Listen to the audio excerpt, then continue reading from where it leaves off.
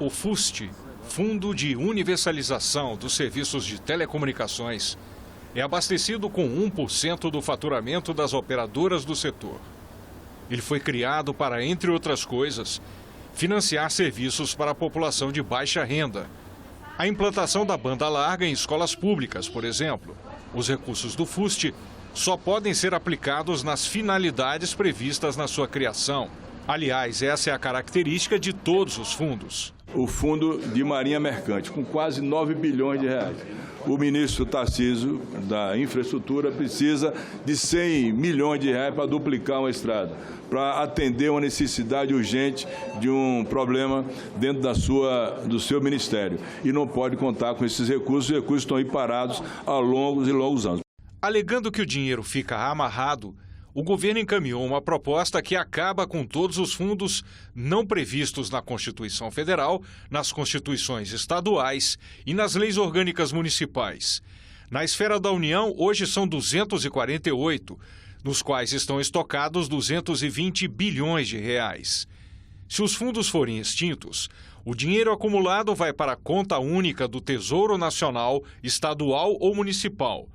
Os recursos serão usados para abatimento da dívida pública. No Orçamento Federal de 2020, o gasto previsto com a dívida passa de 917 bilhões de reais, montante que poderá ser reduzido com a liberação do dinheiro retido nos fundos. O relator acrescentou destinações.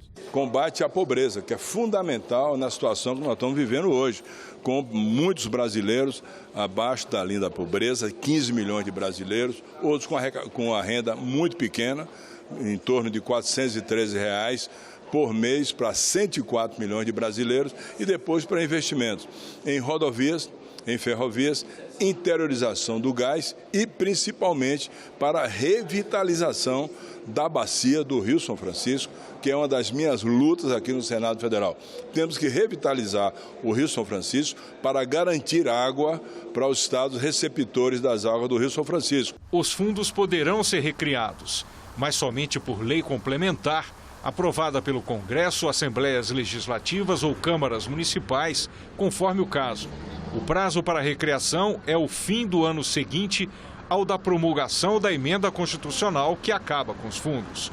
Os fundos previstos na Constituição Federal, ou nas estaduais, ou em leis orgânicas municipais estão preservados, assim como o FAT, Fundo de Amparo ao Trabalhador, que não está previsto na Constituição, mas tem finalidade prevista na Carta Magna. O FAT, FNO, FCO, FNE do Nordeste, Fundeb, Fundo Nacional de Saúde, FPE, FPM, enfim, todos esses fundos constitucionais são resguardados nessa proposta de emenda constitucional.